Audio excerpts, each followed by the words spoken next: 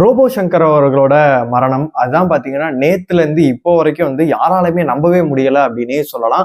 அதுக்கான காரணம் என்னவா இருக்கும்? வெறும் ஒரு சில பேர்லாம் ஒரு சில விஷயங்கள்லாம் ஷேர் பண்றாங்க. அதெல்லாம் பார்க்கும்போது இதனாலதான் அவர் இறந்தாரா இல்ல என்ன காரணமா இருக்கும் அப்படின்னு சொல்லிட்டு பாத்தீங்கன்னா நேத்துல இருந்து நம்ம வீடியோஸ் எல்லாமே பார்க்க பாத்தீங்கன்னா அப்பா இப்படிப்பட்ட மனுஷனை நம்ம இழந்திருக்கமே அப்படின்ற மாதிரி தான் தோணுது.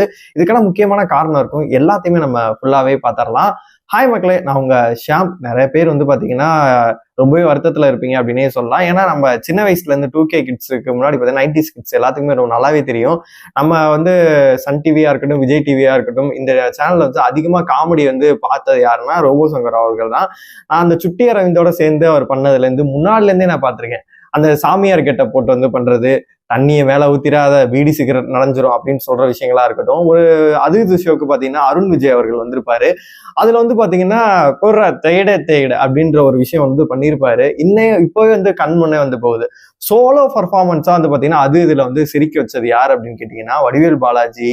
அதுக்கப்புறம் ரோபோ சங்கர் அவ்வளவு சூப்பரா என்டர்டைன் பண்ணியிருப்பாரு.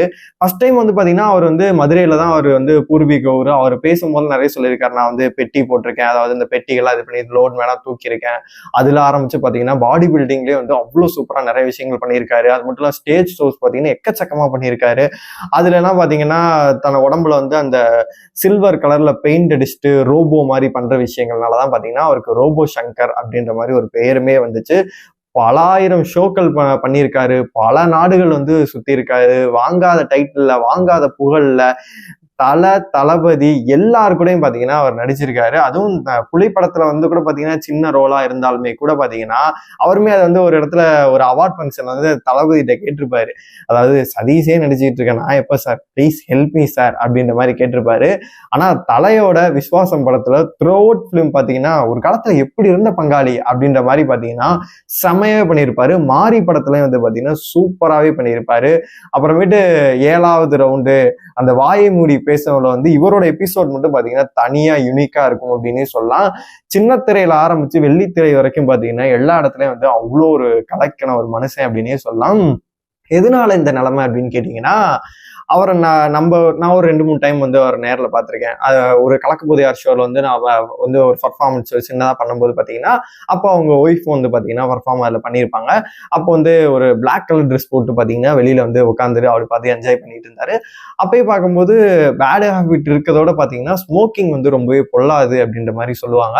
அவர் ஸ்மோக் பண்றதை நானே நேர்லையும் பார்த்துருக்கேன். இப்போ வர தகவல் படி என்ன அப்படின்னா ஒரு அந்த ஜர்னலிஸ்ட் வந்துச்சு இல்லை, அதுக்கப்புறமேட்டு பார்த்தீங்கன்னா உடல்நிலை ரொம்ப குறைஞ்சு கிட்டத்தட்ட 100 kgக்கு மேல பாத்தீங்கன்னா அப்படி இருப்பாரு. பார்க்க ஆளுக்கு பாத்தீங்கன்னா ஒரு சிங்கம் மாதிரி இருப்பாரு. அவர் பாத்தீங்கன்னா அப்படியே ஒரு 60 கிலோ கிட்ட பாத்தீங்கன்னா குறைஞ்சிருக்காரு.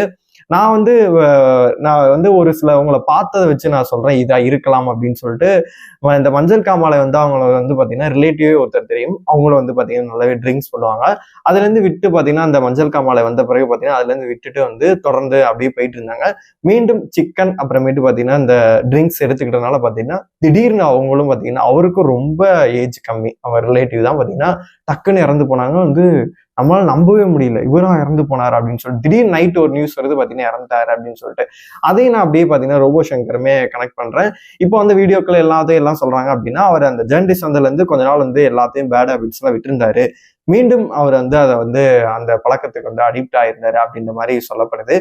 அவரு சரி அந்த பேட் ஹேபிட்ஸ்னால இறக்குறாரா அப்படின்னு சொல்லி கேட்டீங்க அப்படின்னா அவரே ஒரு இன்டர்வியூல நான் பார்க்காத பாட்டில் கிடையாது அப்படின்ற மாதிரி ஒரு விஷயத்த பார்க்காத நாடுகள்ல எல்லாத்தையும் சொல்லிட்டு பெருமையான விஷயம் சொல்லியிருப்பாரு. இன்னொரு விஷயம் என்னன்னா, நான் 60 ரூபா சரக்குல இருந்து பாத்தீங்கன்னா கிட்டத்தட்ட 60,000 ரூபா வரைக்கும் அடிச்சிருக்கேன் அப்படின்ற மாதிரி ஒரு விஷயம் சொல்லியிருப்பாரு. இப்ப அந்த வீடியோல கஷ்டமா இருக்குன்னு சொல்லி நிறைய பேர் போட்டிருக்காங்க. அந்த காலகட்டத்துல அந்த வீடியோ ட்ரெண்ட் ஆகும்போது பாத்தீங்கன்னா இதெல்லாம் ஒரு பெருமையா அப்படின்ற மாதிரி நிறைய பேர் போட்டிருப்பாங்க. அப்படி இருக்கும்போது இந்த கலைஞன் இன்னுமே ஒரு 20 வருஷம் 30 வருஷம் பாத்தீங்கன்னா மக்களை கண்டிப்பா என்டர்டைன் பண்ணுவாரு. ரீசெண்டா பாத்தீங்கன்னா டாப் குக்கு டூப் குக்ல பாத்தீங்கன்னா என்டர்டைன் பண்ணிட்டு இருந்தாரு. அதுல இருந்து பாத்தீங்கன்னா எலிமினேட்டும் ஆயிருந்தாரு. எலிமினேட் ஆன மாதிரியே தெரியல, ஜாலியா செம்மையா பர்ஃபார்ம் பண்ணிட்டு இருப்பாரு. ஒரு ஸ்டேஜ் ஷோல பாத்தீங்கன்னா ஒரு கண்டஸ்டண்டா இருந்துட்டு ஃபர்ஸ்ட் கண்டஸ்டண்டா அவர் தான் இருந்திருப்பாரு. அதே ஷோல பாத்தீங்கன்னா அவர் ஒரு ஜட்ஜா இருப்பாரு. அப்படிப்பட்ட ஒரு வளர்ச்சி அவருக்கு இருந்திருக்கும். இந்த ஃபாரின்ல எல்லாம் கூட சொல்லுவாங்க, அவங்க எல்லாம் பாத்தீங்கன்னா அங்க குளிர் இருக்கும், அதுக்காக இந்த ஆல்கஹால் அதெல்லாம் எடுத்துப்பாங்க. ஆனா நம்ம ஊர்ல மட்டும் பாத்தீங்கன்னா ஒருத்தர் டெத் ஆனதா, ஒரு நல்லது கெட்டது அப்படின்னு சொல்லிட்டு பாத்தீங்கன்னா எல்லாரும் இந்த பேட் ஹேபிட்னால பாத்தீங்கன்னா அடிக்ட் ஆகுறாங்க. அவர் எதனால இறந்தாரு இதனாலயா அப்படின்னு சொல்லிட்டு அதுக்குள்ள நான் போக விரும்பல. இருந்தாலுமே இப்படிப்பட்ட ஒரு கலைஞன் அப்படின்னா மக்களை மகிழ்விக்கிறாங்க அப்படிங்கும்போது பாத்தீங்கன்னா இந்த விஷயங்களுக்குள்ள போயிட்டு பார்க்கும்போது இன்னும் ஒரு 20-30 வருஷம் கூட இருந்து பாத்தீங்கன்னா அவர் என்டர்டெயின் பண்ணியிருப்பாரு. அடுத்து வந்து கமலஹாசன் கூட நடிக்கணும் அப்படின்னு சொல்லிட்டு தான் அவர் வந்து வாழ்நாள் ஒரு கனவாவே இருந்துச்சு. அவரோட கண்டிப்பாவே நடிச்சிருந்திருப்பாரு. அவர் என் தம்பி அப்படின்னு சொல்லிட்டு பாத்தீங்கன்னா அவருமே ஷேர் பண்ணி வந்து ட்விட் பண்ணியிருந்தாரு. அவரு கூட ஒரு இதுல பார்க்கும்போது அவரே என்னை அடிச்சாரு, உலக நான் என்ன அப்படின்ற மாதிரி ஷேர் பண்ணியிருப்பாரு.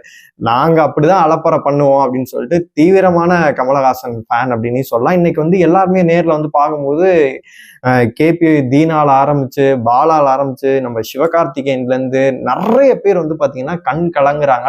ஏன்னா எல்லாரோடையும் கிட்டத்தட்ட பாத்தீங்கன்னா இப்ப சிவகார்த்திகேயன் ஒரு 20 வருஷத்துக்கு மேல, ஒரு 10-15 வருஷத்துக்கு மேல பழக்கமா இருக்கும். எல்லாருமே அவ்வளவு கலங்குனாங்க. நேத்து 2 நாளா வந்து பாத்தீங்கன்னா படப்பிடிப்புல இருந்திருக்காரு.